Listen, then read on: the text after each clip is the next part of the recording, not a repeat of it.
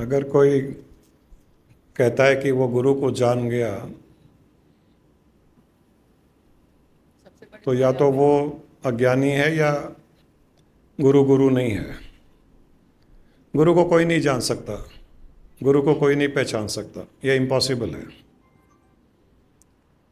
अभी जो गुरु माँ ने बताया कैसे हिमाचल वालों के साथ में स्वामी जी ने खेल रचा, वो आए किसी पर्पस के लिए, पहुंच गए स्वामी जी की शरण में। उन्होंने नहीं सोचा कि स्वामी जी के आश्रम में नाइट स्टे करेंगे, वहाँ इतनी पूजा पाठ होगी, वहाँ उतने एक्सपीरियंसेस होंगे। ये तो उन्होंने समझा भी नहीं था, सोचा भी नहीं था। लेकिन हुआ वो जो वो सोच नहीं सके। तो किसी भी जो जो संत हुए हैं, वो चाहे बुद्धा हो, गुरु नानक हो, या हमारे स्वामी जी हो, या रामकृष्ण परमहंस हो, इनको आज तक कोई भी उस तत्व से नहीं जान सका। हर कोई कहेगा ये गुरु ऐसे हैं, गुरु ज्ञानी है, गुरु प्रेमी है, गुरु ये हैं, गुरु वे, लेकिन उनको तत्व से, कोर से, कोर से कोई नहीं जान सकता। असली गुरु को, जो रियल में एनलाइटेंड है, उस ब्रह्म भाव में है, उस परम चेतना में जो स्थित हो गया है, उसको कोर से कोई नहीं जान सकता। क्योंकि वो बहती गंगा है। आज एक तरह से वो बात कर रहा है, ज्ञान दे रहा है, कल एकदम ऑपोजिट हो सकता है। उसका व्यवहार नहीं पकड़ सकता कोई। ज्ञान भी, गुरु वो नहीं होता है जो, जिसको शिष्यों को पता होता है कि हाँ ये ज्ञान ऐसे देंगे, इसके बारे में बात करेंगे। ये भी जहाँ शिष्य को पता होता है कि गुरु ये बात करेंगे, ऐसे बात करेंगे, ऐसे जवाब देंगे, तो वो गुरु गुरु नहीं है, वो पहुंचा हुआ नहीं है। वो किसी को भी पता नहीं है, क्योंकि गुरु को खुद को ही पता नहीं है कि मैं क्या बोलने वाला हूँ। गुरु को खुद को ही पता नहीं है कि मैं क्या जवाब देने वाला हूँ। गुरु को ही पता नहीं है कि मैं क्या व्यवहार करने वाला हूँ, कैसे करने वाला हूँ। उसको ही खुद को पता नहीं है, क्योंकि वो शरीर नहीं है।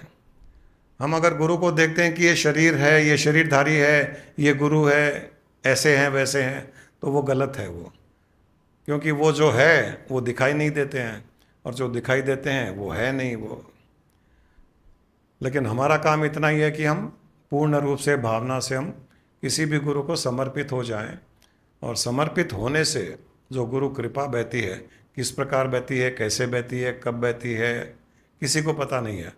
लेकिन समर्पण से हम कृपा को आकर्षित कर सकते हैं। तो समर्पण बहुत ही आवश्यक है जब गुरु और शिष्य का रिलेशनशिप की बात की जाती है। सरेंडरनेस एक मेजर रिक्वायरमेंट है एक शिष्य के लिए। और जहाँ समर्पण है वहीं गुरु की गंगा बहती है। अभी आपने नोटिस किया कि नहीं किया, गुरु माँ ने जो बताया कि मैं बीमार था, पिताजी बीमार, एक दादी बोलती है कि अभागा क्यों पैदा हुआ, पैदा नहीं होता तो अच्छा था। और दूसरी दादी कहती है कि मारो भागीड़ो आ गयो। मैंने नहीं कहा कि मेरा भाग्य आ गया, मेरे पिताजी ने नहीं कहा कि मेरा भाग्य आ गया, एक थर्ड एंटिटी ने ये कहा कि ये भाग्य आ गया। तो यहाँ पर एक सीक्रेट ये भी है कि जब भी हमारे जीवन में कोई एडवर्सिटी आती है, अनफेवरेबल सिचुएशन आता है, तकलीफें आती है, तब अगर हम दूसरों से भी बुलवा लें कि तेरा भाग्य बहुत अच्छा है, तो हमारा भाग्य अच्छा हो सकता है। यहाँ पर ये एक प्रूफ हो गया है। मैंने कभी नहीं कहा कि मेरा भाग्य अच्छा है, मुझे पता भी नहीं है, छोटा बच्चा हूँ। और पिताजी भी ने भी नहीं कहा, क्योंकि वो कह नहीं सकते, कैसे कहेंगे, वो खुद बीमार चल रहे हैं। एकदम अनरिलेटेड एंटिटी ने कि भाग्य आ गया। तो जब भी कोई तकलीफ आए, अनफेवरेबल सिचुएशन आए, दूसरों से ये कहलवाइए कि नहीं तेरा भाग्य अच्छा है। उनसे जाकर के सिंपैथी लीजिए कि देखो तुम, अगर हम अपने आप में नहीं कह रहे हैं, अपने आप को बाद में कहना ही पड़ेगा, कहना भी चाहिए। जो गुरु माँ ने अभी आप सबसे प्रॉमिस ले लिया कि आप कहोगे आज के बाद में, मेरा सौभाग्य आ गया, मेरा सौभाग्य आ गया, ये तो कहते रहिए मारो भाग्यड़ो आ गयो। मतलब अपने भाग्य को कहना है कि मारो भाग्यड़ो आ गयो। और इसी फ्लो में अगर दूसरे भी कहेंगी हाँ तेरा भाग्य आ गया, तेरा भाग्य आ गया, तो हमारे भाग्य को आने से कोई नहीं रोक सकता। हम भी वो सोचें और दूसरे भी हमारे बारे में ये सोचें। हम सोचेंगे और दूसरे हमारे बारे में बुरा सोचेंगे, नेगेटिव सोचेंगे, दुर्भाग्य का नहीं, इसका अच्छा है, ये नीचे गिरे, अच्छा है, लॉस हो जाए, बहुत घमंड आ गया है, इसकी हेल्थ खराब हो जाए, इसका बिजनेस खराब हो जाए, और हम सोच रहे हैं कि मेरा भाग्य अच्छा है, भाग्यडो आ गयो, तो भी एक युद्ध चलेगा, एक फ्रिक्शन होगा। हम जो सोचते हैं पॉजिटिव, दूसरों को भी अगर हम मजबूर कर दें कि हमारे बारे में पॉजिटिव सोचे, मजबूर कैसे करेंगे? किसी का गला पकड़ के तो मजबूर नहीं कर सकते, या बंदूक लगा करके बोलो मेरे लिए पॉजिटिव बोलो, पॉजिटिव बोलो, ये पॉसिबल नहीं है। मजबूर कैसे किया जा सकता है? हमारे अच्छे स्वभाव से, हमारे अच्छे व्यवहार से, किसी के सामने झुक करके, उनको प्रणाम कर करके, उनसे सिंपैथी ले करके, इस प्रकार से उनसे प्रेम कर करके, निस्वार्थ प्रेम, उनकी प्रशंसा करके, अप्रिशिएशन कर करके, एक्नॉलेज कर करके। हर जीव को उसकी अप्रिसिएशन अच्छी लगती है, उसको एक्नॉलेजमेंट अच्छा लगता है, रिकॉग्निशन अच्छा लगता है। अभी बोपन्ना जी बहुत दिन के बाद आए, तो आते रहे, बोपन्ना जी आप बहुत दिन के बाद आए नहीं बीच में 3-4 दिन, अच्छा लगा ना, अच्छा ही लगेगा। ऐसा थोड़ी बोलेंगे आपने ऐसा कैसा बोला, मुझे बुरा लगा। इनको बहुत अच्छा लगा, स्माइल आ गई चेहरे पर, बोलते हैं हम 85 रनिंग 86। मैंने तो खाली एक्नॉलेज किया, इतने में ये सेल्फ अप्रिसिएशन भी देखिए, मैं 85 का हूँ, 86 का चल रहा है। तो एक अप्रिसिएशन करने से अंदर की आत्मा भी अप्रिशिएटिव हो जाती है। इनमें कोई ईगो नहीं है, ये ईगोलेस इंसान है, इनमें कोई प्राइड नहीं है, लेकिन आत्मा को तो अच्छा लगता है। तो ये जब ऐसे स्माइल करेंगे, कुछ बोलेंगे, तो मुझे इनका आशीर्वाद मिल गया। इनके मन से अगर मेरे लिए एक अच्छी भावना भी उत्पन्न हो गई, तो वो मारो भागीड़ो आग्यो वाला ही काम हो जाता है।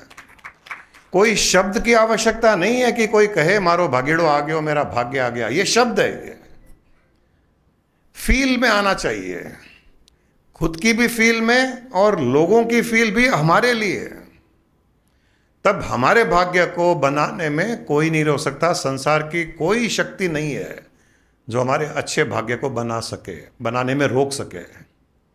एडवर्सिटीज आती रहेगी लाइफ में, अनफेयरेबल सिचुएशन आएगी, हम नीचे गिरेंगे फिजिकली, मटीरियली। अभी मैं बोपन्ना जी से बात कर रहा था, कई बार इंसान किसी कारण से हेल्थ खराब हो गई, या बिजनेस में फाइनेंशियली थोड़ा वीक है, प्रोफेशन में अच्छा नहीं चल रहा है, मटीरियली हम थोड़े डाउन है, लेकिन अगर माइंड ऊपर है, माइंड उठा हुआ है, माइंड पॉजिटिव है, तब मैटर को माइंड के पास जाना पड़ता है। मैटर का ये रूल है कि वो माइंड को फॉलो करता है। तो अगर हम मटेरियली भी लो हैं और माइंड ऊपर है, एक्सपेंडेड है, पॉजिटिव है, तो मटेरियली उसको ऊपर उठना पड़ेगा। और वही रिवर्स, मटेरियली बहुत अच्छे हैं, फाइनेंशियली अच्छे हैं, लेकिन मेंटली लो है, तो सारा का सारा साम्राज्य ऐसे गिरेगा, क्योंकि matter will follow the mind. तो ये ध्यान रखना कि माइंड को कभी भी ऊपर रखना है। मन एवं मनुष्याणाम बंध मोक्षयो कारणम, कि मन ही है हमको गिराने वाला, मन ही है हमको उठाने वाला। बीच बीच में हो सकता है कि कभी अच्छी स्थिति नहीं आए, अच्छी परिस्थिति नहीं आए, सिचुएशन अच्छी न रहो, लेकिन मेंटली अगर उठे हुए रहोगे तो परिस्थितियों को भी उठना पड़ेगा, मटेरियली भी उठना पड़ेगा, फाइनेंशियली भी उठना पड़ेगा, हेल्थ को भी उठना पड़ेगा। जो हम लाडनू स्वामी जी की बात करते हैं, 106 ईयर्स उनकी उम्र, राजस्थान में हम जाते हैं उनके पास में, 106, और एकदम हेल्दी है, चलते फिरते, खाते पीते, भजन गाते, आधा आधा घंटा वो भजन गा सकते हैं, इतनी उनमें एनर्जी है। हम तो 5 मिनट गाते हैं तो सांस फूल जाती है। तो वो मेंटली बहुत हाई है वो। तो कभी भी अपने माइंड को हाई रखिए, ऊपर रखिए, और दूसरों के माइंड से भी, उनकी भावना भी हमारे लिए हाई रखिए। ये दोनों का सिंक्रोनाइजेशन जब हो जाएगा तब आप संसार को जीत लोगे, तब सारी सृष्टि को जीत पाओगे आप।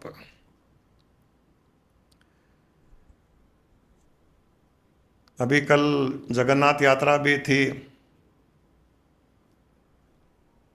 तो जगन्नाथ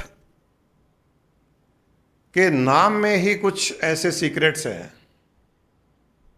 जगन्नाथ यात्रा तो एक रिचुअल है, वो रथ खींच रहे हैं, तो कई लोग कहते हैं भाई वो हमारे जीवन का रथ खींचते हैं जगन्नाथ भगवान आदि आदि, वो जो भी मान्यता है। उसमें सीक्रेट ये है, गच्छति इति जगत, जगत का अर्थ वेदों में बताया गया, गच्छति इति जगत, कि ये जो बह रहा है, ये जा रहा है, जगत जा रहा है, ये जगत बह रहा है, हमारा शरीर भी बह रहा है, उसके साथ में जगत भी बह रहा है, जगत भी जा रहा है, हमारा शरीर भी बह रहा है। लेकिन ये बहते हुए में जो नहीं बह रहा है वो जगन्नाथ है। इस बहते हुए जगत में, इस जाते हुए जगत में जो रुका हुआ है, जो बह नहीं रहा है, जो रुका हुआ है, जो हरदम रहेगा, जो नित्य रहेगा, वो जगन्नाथ है। हमको वो जगन्नाथ बनना है। जगन्नाथ रथ की यात्रा का अर्थ है, भगवान हर साल वो बता रहे हैं कि तुमको जगन्नाथ बनना है, तुमको नाथ बनना है उस जगत का जो बह रहा है। हम इस बहते हुए को नहीं रोक सकते हैं। इस संसार जो, ये संसार जो जा रहा है, कहाँ जा रहा है? अंत की ओर जा रहा है। हम कहाँ जा रहे हैं? हम भी अंत की ओर ही जा रहे हैं। हम अंत की ओर जा रहे हैं, हमारा बिजनेस अंत की ओर जा रहा है, यह संसार अंत की ओर जा रहा है, सारा परिवार अंत, हर कुछ इस संसार में अंत की ओर ही जा रहा है। आपके पास में दोनों चॉइस है कि आपका अंत हो या आपका अंत न हो, ये चॉइस आपकी है। संसार के साथ में बहोगे, आप भी शरीर के साथ में, मैं शरीर हूं और मैं पैदा हुआ और मैं मरने वाला हूं, ये सोचोगे तो आपका भी अंत होगा संसार के अंत के साथ में। लेकिन आप इस शरीर से अलग हो जाओगे, संसार से अलग हो जाओगे और आप उस चेतना में रहोगे, हर पल चेतना में रहोगे, तब संसार के बीतने पर, संसार के बहने पर भी आप नहीं बहोगे, आप वहीं रहोगे। और मृत्यु के समय ये साफ दिखाई दे रहा कि दिखाई देगा कि ये शरीर की मृत्यु हो रही है और मैं तो वैसा ही हूं। तथागत, भगवान बुद्ध का एक नाम है तथागत। तथागत का अर्थ क्या है? तथागत मतलब जो पैदा नहीं होता और जो मरता नहीं, जो कहीं आता नहीं, जो कहीं जाता नहीं, उसे तथागत कहते हैं। ये तथागत और ये जगन्नाथ, दोनों का अर्थ एक ही है। ये जब तक आपसे अलग संसार है तब आप संसार से प्रभावित होंगे, और जब संसार आप में है तब संसार आपसे प्रभावित होगा। जब तक शरीर भाव में होंगे तब तक संसार आपसे अलग होगा, जब तक शरीर भाव में होंगे तब तक संसार आपसे अलग होगा। जब चेतन भाव में चले जाओगे तब संसार आपके भीतर आ जाएगा। तो हमको संसार को अपने अंदर लेने के लिए करना क्या है? करना कुछ नहीं है, शरीर से चेतना भाव में जाना है और कुछ नहीं करना है। जैसे चेतना भाव में गए संसार हमारे अंदर आ गया, और जैसे संसार हमारे अंदर आ गया अब संसार हमारा कुछ नहीं कर सकता है। हम संसार को जैसे चाहे वैसे कर सकते हैं, वो हमारी फ्री विल है। इसलिए शरीर बन करके संसार के साथ में फ्रिक्शन, कॉन्फ्लिक्ट ये मत करना।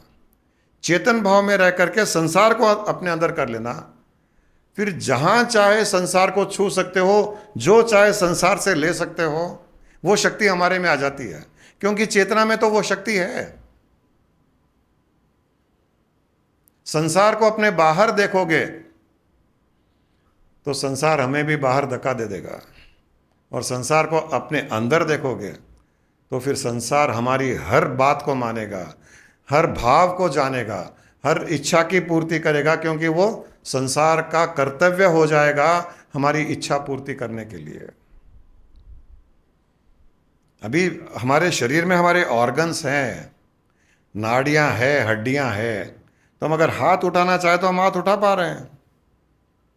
लेकिन अगर ये ऑर्गन्स पूरे बाहर निकाल दे, हमारे हड्डियां बाहर निकाल दे, फिर हाथ उठाने चाहे तो हाथ नहीं उठा पाएंगे, क्योंकि ये पूरे अंदर है। तब तक हम हाथ उठा रहे हैं, पांव उठा पा रहे हैं, हम मुंह से बोल पा रहे हैं। इनमें वो सब करने की शक्ति है। शक्ति जब तक है तब तक वो अंदर है। हमारे हार्ट को बाहर निकाल दो, हड्डियों को बाहर निकाल दो, किडनी को बाहर निकाल दो, हम कुछ नहीं कर पाएंगे। लेकिन ये अंदर रहेंगे, सब कुछ कर पाएंगे। वैसे संसार बाहर रहेगा, आप कुछ नहीं कर पाओगे संसार में। संसार अंदर आ जाएगा, बहुत कुछ कर पाओगे, हर कुछ कर पाओगे। संसार को अंदर ले लो, और अंदर लेने के लिए केवल इतना ही करना है कि चेतन भाव में स्थित हो जाओ। चेतना सारी सृष्टि में व्याप्त है, चेतना सारी सृष्टि में व्याप्त है। अपने आप को संसार से बहुत ज्यादा जोड़ना नहीं, चेतना से जोड़ना। एक कॉन्सेप्ट है, जिसके पास हो वो ही पाश है।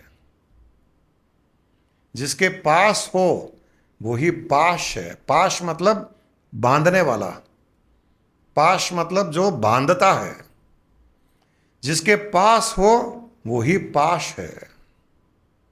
शरीर के पास हो, शरीर पाश है, वो बांध रहा है। परिवार के पास हो, परिवार पाश है, परिवार बांध रहा है। संसार के पास हो तो संसार पाश है, वो बांध रहा है। माया है ये। पैसों के पास हो, पैसा पाश है, पैसा बांध रहा है। किसी भी जिस चीज के पास होते हो वो पाश बन जाता है। अगर मुक्ति चाहिए तो चेतना के पास रहो, चेतना पाश बन जाएगा, और चेतना का पाश ही मुक्ति है। चेतना के पास जितना रहोगे उतना चेतना पाश बनेगा, और चेतना पाश बनेगा, चेतना बांध के रखेगा, तो उसके सामने संसार कुछ नहीं कर पाएगा। चेतना हमको गोदी में उठा लेगा, संसार कुछ नहीं कर पाएगा। चेतना हमको अपने कंधों पे बैठा लेगा, दूसरा कोई संसारिक इंसान कुछ नहीं कर पाएगा। जिसके पास हो वो ही पाश है, ये ध्यान रख लेना है। तो ज्यादा उनके पास रहना ही नहीं, फिजिकली तो रहना पड़ेगा। यहां फिजिकली बात नहीं हो रही है। फिजिकली हम फैमिली में भी रहेंगे, फिजिकली शरीर के साथ भी रहेंगे, फिजिकली हम संसार में रहेंगे, फिजिकली बिजनेस करेंगे। फिजिकली किसी के भी पास रहो, कोई प्रॉब्लम नहीं है। मेंटली जिसके पास रहोगे वो पाश होगा, और जो पाश होगा वो सिक्योरिटी देगा। तो चेतना के पास रहोगे मेंटली तो चेतना पाश बनेगा, और चेतना पाश बन जाएगा। चेतना हमको बांध के रखेगा, मतलब चेतना बांधेगा मतलब हम संसार से मुक्त हैं। उल्टा है, चेतना पाश बनेगा तो संसार से मुक्ति है। और जब संसार से मुक्ति होती है, हम जब किसी चीज़ को छोड़ देते हैं ना, हम जब किसी चीज़ के पीछे भागते हैं तो वो चीज़ हमसे दूर भागती है। ये नियम है ये। आप जिस चीज़ के पीछे भागोगे वो चीज़ आपसे आगे जाएगी, और उसको छोड़ दोगे और मुड़ोगे आप, वो चीज़ आपके पीछे भागेगी। तो वैसे ही जब चेतना के साथ में हम पाश में हो जाएंगे, पास में भी हो जाएंगे और चेतना का पाश भी हो जाएगा, तो संसार से हम विमुख हो जाएंगे। विमुख होने का मतलब नहीं है कि संसार को छोड़ दिया, ये स्ट्रैटेजी है। स्ट्रैटेजी ये है कि संसार मेरे पीछे भागे, ये स्ट्रैटेजी है। इग्नोर करो, वो पीछे भागेगा। कॉलेज में होता ना, गर्लफ्रेंड को भाव दिया, गर्लफ्रेंड भाव नहीं देती है। जब भाव देना छोड़ दो तो गर्लफ्रेंड पीछे पीछे आती है। ऐसा ही है, संसार गर्लफ्रेंड है, पीछे पीछे आएगी। इग्नोर करो, ज़्यादा भाव मत दो संसार को। मतलब धन दौलत को, मान सम्मान को, ईगो को, इसको उसको ज़्यादा इंपॉर्टेंस नहीं देना। नॉर्मल रहो, खुश रहो, हंसते रहो। कोई अभी किस लिए, जैसे गुरु माँ ने कहा गुरु जी गिफ्ट नहीं लेते हैं, जब मैं गिफ्ट के लिए ना करता हूं तो जो लोग ज़्यादा देते हैं, तो मुझे जब ज़्यादा गिफ्ट चाहिए तो मैं ना करता हूं कि नहीं चाहिए, तो ज़्यादा आता है। अगर ये लिखते कि यू कैन गिव गिफ्ट, कोई भी नहीं देगा, एक दो लोग देंगे, क्या देंगे, फूल ला के दे देंगे। नो गिफ्ट प्लीज, कोई ना कोई तरीके से तो देगा, वही चाहिए था।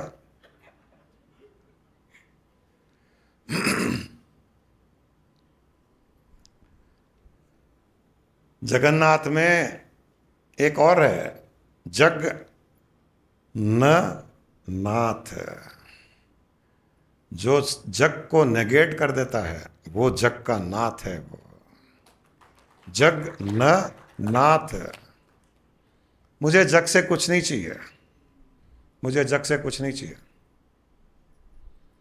फिर वही सीक्रेट आएगा, जग पीछे पीछे आएगा, अरे थोड़ा तो ले लो, थोड़ा तो ले लो, गुरुजी थोड़ी तो धोती ले लो, नहीं धोती नहीं चाहिए, अच्छा टी शर्ट ले लो, नहीं टी शर्ट नहीं चाहिए, कोट ले लो, अच्छा चलिए न्यूजीलैंड चलते हैं, हाँ न्यूजीलैंड चलेंगे, अपना तो वही था। ना करोगे तो कुछ ना कुछ तो ऑफर करेगा, बड़ा बड़ा बड़ा बड़ा, पहला ही धोती बोला, धोती ले लिया तो फिर न्यूजीलैंड नहीं आएगा।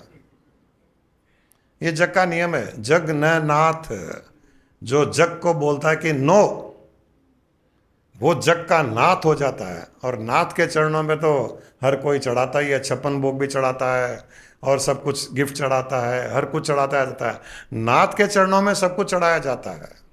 तो जब किसी को भी नेगेट करोगे, ना करोगे, तब आपके पीछे पीछे वो चीज़ें, वस्तुएं वो आएगी आपके पीछे। आज सब ट्रैफिक में अटके हुए थे, थोड़ा लेट हो गया, कोई फर्क नहीं पड़ता है। जो गुरु माँ की बात याद रख लेना, कोई भी परिस्थिति हो, मेरा भाग्य आ गया।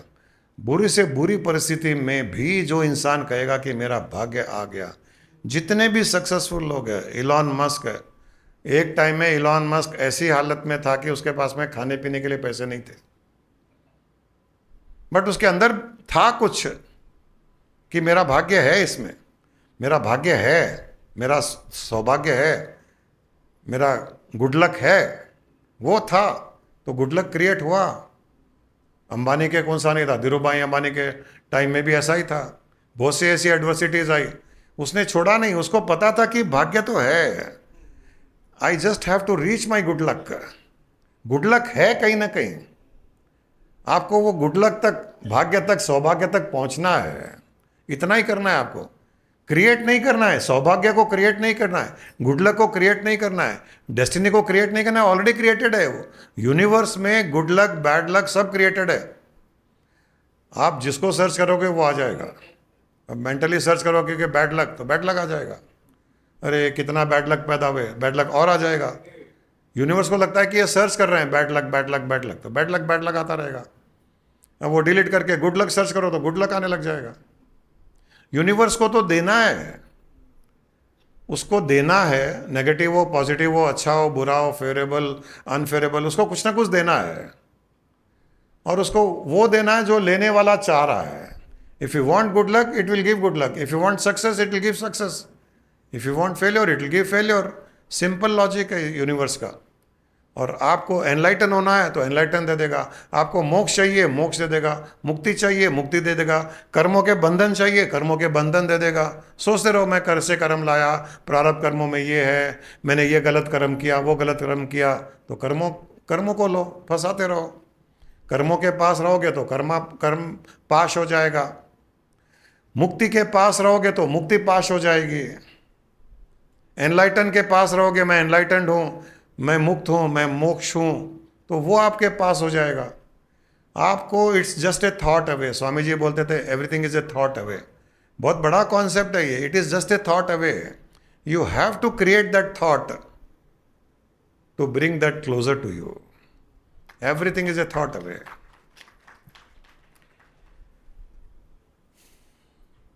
खराब हेल्थ, कैंसर, यहाँ पर भी यूएस के मेडिकल हिस्ट्री में बहुत से ऐसे रियल लाइफ इंस्टेंसेस हैं, रिकॉर्डेड है, जहाँ पर बहुत इंटेंस थॉट से मरने वाला इंसान भी बहुत लंबे समय तक जी गया। ऐसी बीमारियां ठीक हो गई जो ठीक होने वाली नहीं थी। कई लोग कैंसर से मरे और जब पोस्टमार्टम किया गया तो ये पता चला कि वो कैंसर से मरा ही नहीं, वो कैंसर के थॉट से मरा। ये बहुत से पोस्टमार्टम में पता चला, क्योंकि जैसे ही किसी को कैंसर हो गया अब तो मरने वाले हैं। अब जब मेरे पिताजी का मैं पैदा हुआ तो डबल टाइफाइड, तो उस समय 70 साल के पहले तो टाइफाइड का कोई सिस्टम ही नहीं था, कोई ट्रीटमेंट नहीं था, दवाइयाँ नहीं थी, तो सबको लगा कि अब ये मरेंगे, वो मरेंगे, मैं भी मरूंगा, मेरी भी बीमारी। लेकिन किसी को भरोसा था कि नहीं, ये भाग्य है, इसके अंदर भाग्य छुपा हुआ है, ये भागीड़ो है।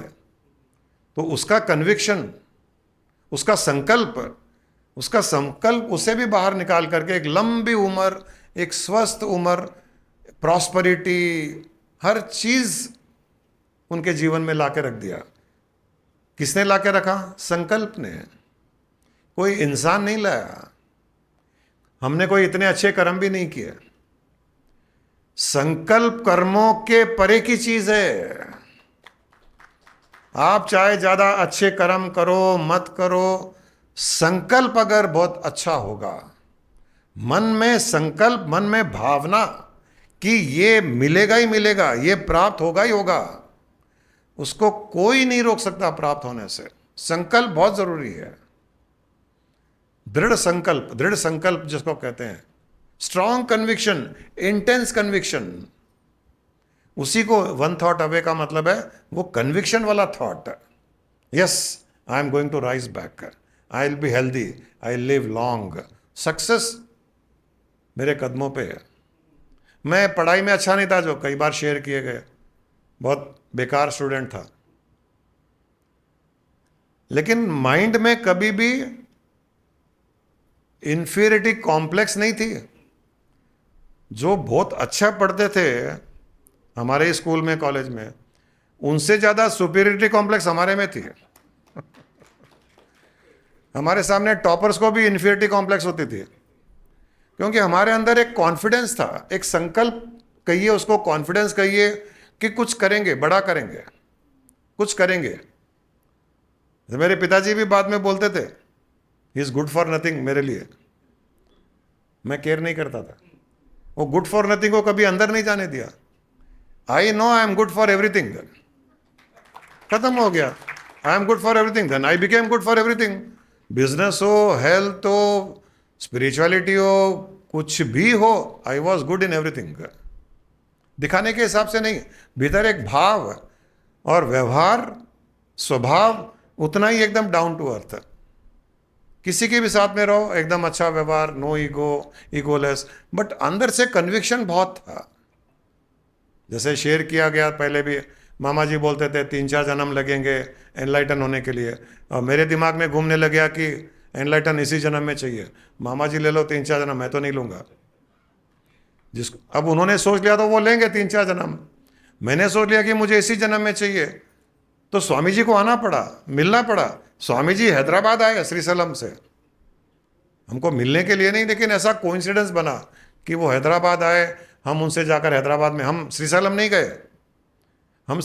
गए उनसे मिलने के लिए। वैसे ही अगर आपको चाहिए तो जगन्नाथ को यहाँ आना पड़ेगा, कृष्ण को आना पड़ेगा मिलने के लिए। वो आएंगे चल करके, उनके पास ऑप्शन नहीं है, हमारे पास ऑप्शन है, हम उनके पास जाएं या न जाएं। आपके भीतर का संकल्प किसी भी चीज को आकर्षित कर सकता है। 2 महीने में स्वामी जी मिले और उनकी बातों से लगा कि हाँ, ये हमको एनलाइटन करेंगे, और 2-3 साल में कर दिया उन्होंने। संकल्प की शक्ति स्वामी जी को खींच के लाए यहां पर, और संकल्प की शक्ति की 2-3 जन्म लगेंगे तो 2-3 जन्म लगेंगे। संकल्प हो गया कि नहीं, मैं पढ़ाई अच्छा ही नहीं करता हूं, मैं फेल हो जाऊंगा, जिंदगी में कुछ नहीं कर पाऊंगा, तो सर्च हो गया भाई हाँ, इसको जिंदगी में कुछ नहीं करना है, इसको सब जगह ऑब्स्ट्रक्शन क्रिएट करना, इसको फेल्योर करना। मैं फेल भी हो गया। स्कूल के रिपोर्ट कार्ड में उन दिनों में 6 सब्जेक्ट होते थे हमारे। मेरा रिपोर्ट कार्ड आता था, 4 सब्जेक्ट में red underline, 30 marks passing marks, 30 भी नहीं आते थे मेरे, 18, 22। फिर वो फादर के सिग्नेचर कराना पड़ता था रिपोर्ट कार्ड में, स्कूल का सिस्टम था। सबसे बड़ी गुंडागर्दी वाली स्कूल में पढ़ता था, महबूब कॉलेज। तेलंगाना एजिटेशन वहाँ से शुरू होता था। तो घर लाता था रिपोर्ट कार्ड। अब पिताजी का अब 4 अंडरलाइन दिखाऊंगा तो मारेंगे थप्पड़। वो ऑफिस जाते थे, उनका साइन करके दे देता था। कौन सा चेकबुक है, कोई बैंक से पैसे थोड़ी निकालने हैं। और वो प्रिंसिपल कौन सा चेक करने वाला है कि मैग्नीफाइंग ग्लास है कि उनका सिग्नेचर है, इसका सिग्नेचर है। उसके तो 10,000 2,000 स्टूडेंट्स हैं, तो किसके चेक करते हैं? उनका साइन करके। ऐसे धीरे धीरे बाद में चेक से भी साइन करता था मैं। मेरे पिताजी बोलते थे तू ही साइन कर, तेरा साइन ज़्यादा। वो साइन करते थे, बैंक वाला रिजेक्ट करता था, ये डुप्लीकेट है, क्योंकि उनका साइन मैच नहीं होता था। तो बोलते थे तू ही साइन कर। मेरे साइन को ओरिजिनल मांगते थे और उनके साइन को वो जाली साइन मानते थे। तो कन्विक्शन होता है तो जाली वाला भी ओरिजिनल बन जाता है। इसीलिए कहते हैं ना, बोलते रहो अहम ब्रह्मास्मि सर्वम ब्रह्मम, मैं ब्रह्म हूं, मैं चेतना हूं, मैं परमात्मा हूं। वो जाली कन्विक्शन है एक बार के लिए, लेकिन बाद में चेतना को लगेगा अरे चेतना मैं हूं या ये है, परमात्मा मैं हूं या ये है। क्योंकि ये तो बार बार बोल रहा है मैं परमात्मा हूं, मैं परमात्मा। परमात्मा खुद को नहीं बोलता मैं परमात्मा हूं। हम बोलते हैं मैं परमात्मा हूं, मैं जगन्नाथ हूं, मैं कृष्ण हूं, अहम ब्रह्मास्मि सर्वम ब्रह्मम। हम बार बार बोल रहे हैं, ब्रह्म में वो बोलने की है ही नहीं शक्ति। तो ब्रह्म को भी डाउट होएगा, तो ये जाली धीरे धीरे धीरे असली बन जाएगा। ये सीक्रेट ले लो, आज आज ये सीक्रेट लेके जाओ। मुक्ति चाहिए, मोक्ष चाहिए, मिल गया। भाग्य चाहिए, मिल गया, मिला हुआ है।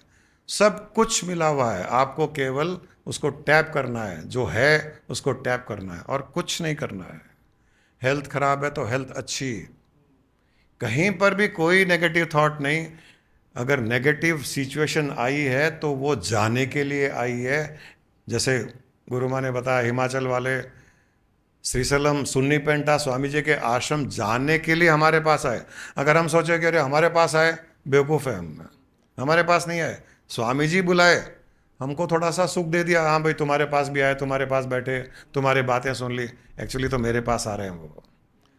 तो वैसे ही हमारे लाइफ में अगर कोई सिचुएशन आती है अनफेवरेबल, आपको पता होना चाहिए ये जा रही है, आई नहीं है, अपने हमारे भाग्य की ओर जा रही है। उसका डेस्टिनेशन है हमारा गुड लक, बैड लक नहीं है।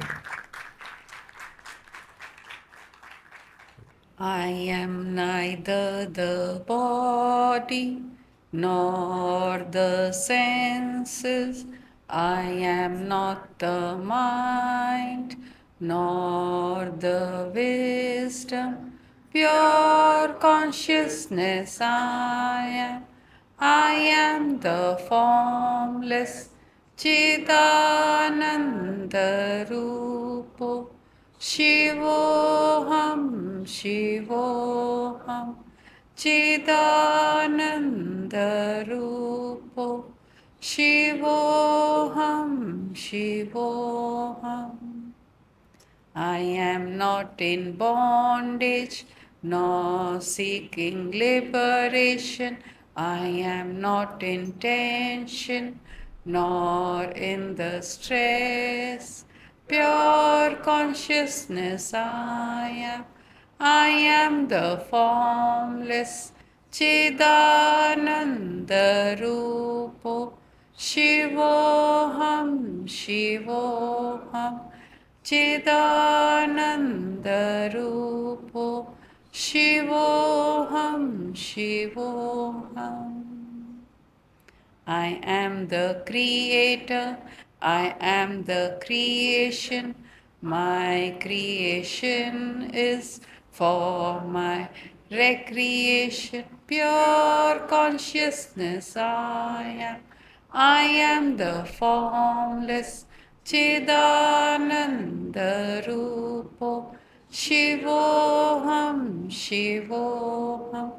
Chidananda Rupo. Shivoham, Shivoham. Chidananda Rupo. Shivoham, Shivoham.